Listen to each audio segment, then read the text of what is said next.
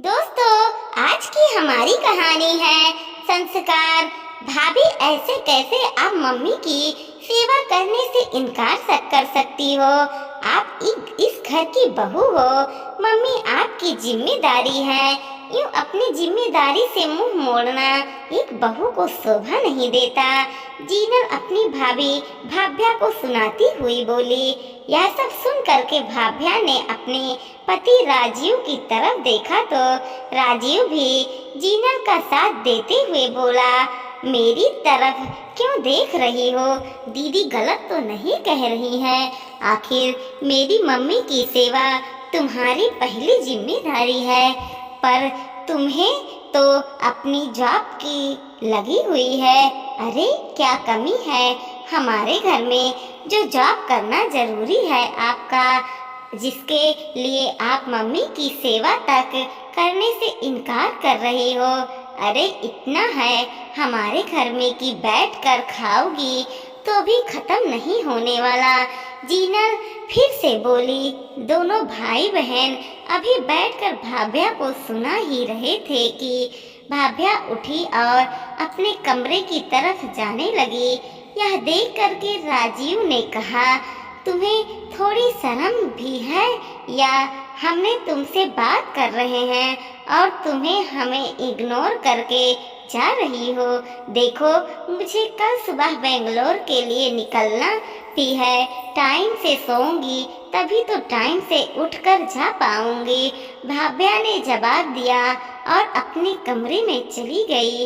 ये देख करके जीनल बोली, राजीव, बड़ा सिर चढ़ा रखा है तुमने भाभ्या को। ऐसे कैसे हमारे मुंह पर जवाब देकर चली गई? अरे यह क्या एक बहू के लक्षण होते हैं? राजीव को गुस्सा तो बहुत आया। वो भाभ्या से बात करने के लिए कमरे में जाने लगा कि इतने में मम्मी के कहारने की आवाज आई। सुन करके दोनों भाई बहन पहले मम्मी के कमरे में गए।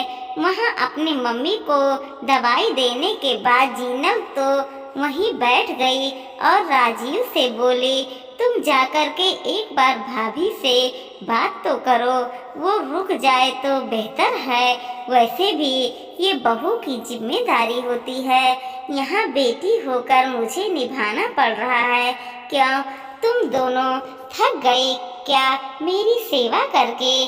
किस हक से रोक रही हो तुम दोनों भाई बहन? उसे पैदा मैंने तुम्हें दोनों को किया था, उसे नहीं।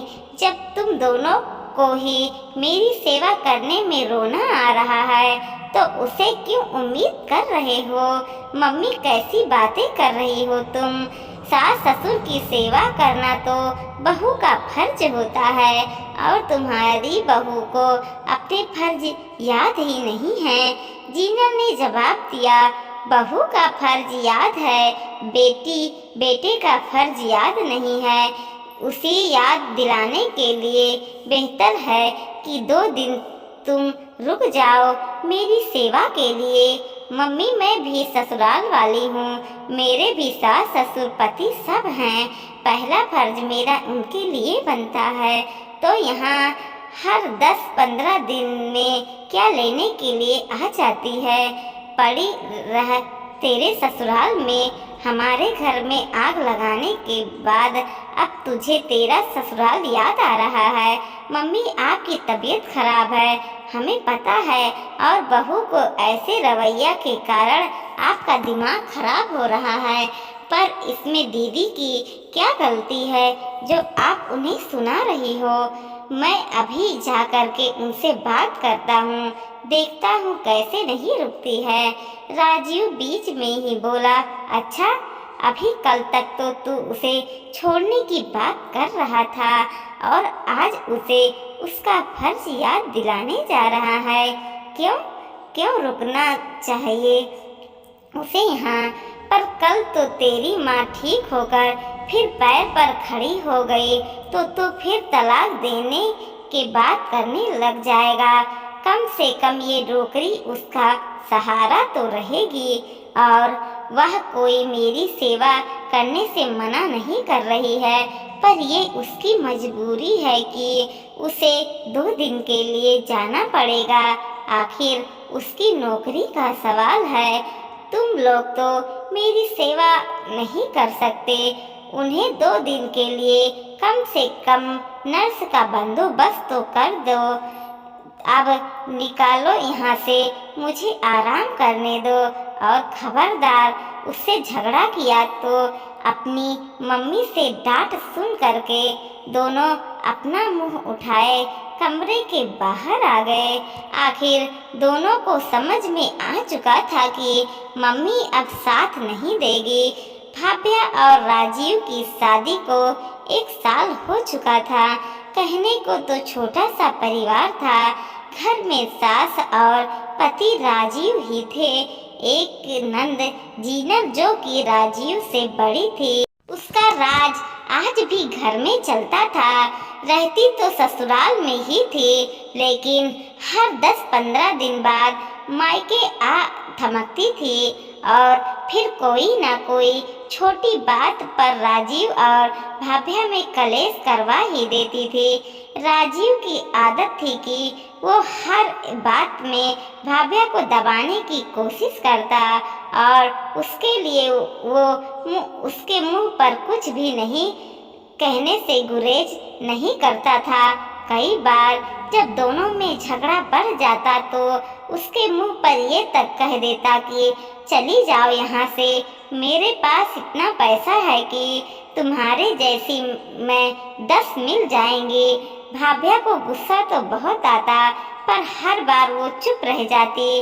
राजीव की मम्मी भी दोनों बच्चों को समझाती, लेकिन दोनों अपने ही घमंड में चूर रहते। दोनों को भी भाभ्या को सुनने में बड़ा मजा आता, लेकिन उस दिन बात जरूरत से ज्यादा बिगड़ गई।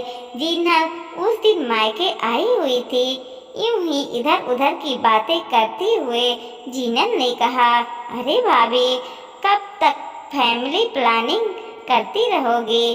आपके साथ वाले सब जल्द ही माँ बाप बनने वाले हैं। आप लोग कब खुशखबरी सुनाओगे? अरे दीदी, जल्दी ही सुनाऊंगी। आखिर हमें भी पता है आपको बुआ बनने की जल्दी है। राजीव ने कहा, हाँ ये तो बात है। मुझे तो एक प्यारा सा भतीजा चाहिए, बिल्कुल मेरी भाई जैसा दिखने में भी और अकल में भी। वरना भाभी की अकल तो कहते कहते जीनल हंस पड़ी। अरे इसमें अकल है कहाँ? उसकी अकल तो घुटनों में है। मेरे बच्चे तो इसके जैसे नहीं होंगे। राजीव भी हंसते हुए बोला, अच्छा इतनी ही परेशानी थी तो फिर मुझसे शादी ही क्यों की थी? भाभ्या थोड़े गुस्से में बोली, मती मारी गई थी मेरी जो तुमसे शादी कर ले, वरना तुम्हें पूछता कौन? अब देख लो ना खुद ही, इतना पैसा है घर में, फिर भी नौकरी करती रहती हो।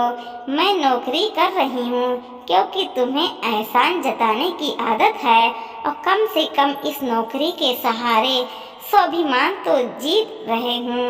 हम स्वाभिमान पैसा फेंको तो ऐसे 10 स्वाभिमान वाली लड़कियाँ पीछे पीछे आ जाएंगी, या तो मैं तुम्हें झेल रहा हूँ, वरना कब का तलाक दे चुका होता। राजीव घमंड के साथ बोला। राजीव क्या बकवास कर रहा है? बोलने से पहले सोचना तो चाहिए।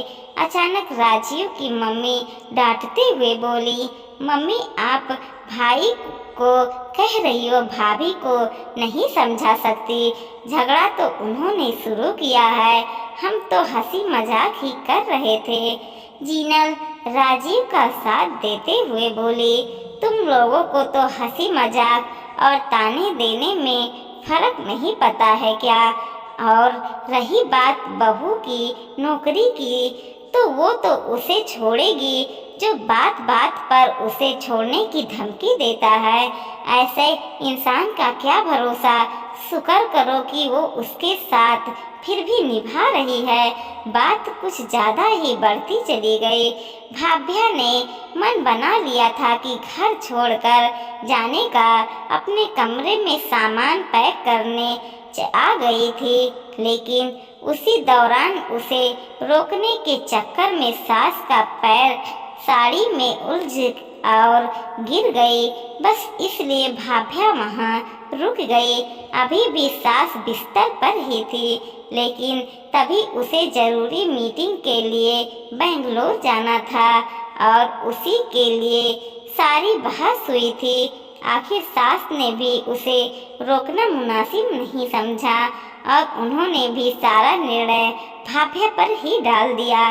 राजीव के साथ रहना नहीं रहना आखिर उसकी मर्जी, पर भाभ्या ने भी राजीव को एक आखिरी मौका जरूर दिया, पर यह बात जरूर साफ कर दी कि अब की बार राजीव ने उसे जाने के लिए कहा तो वह बिल्कुल नहीं रुकेगी।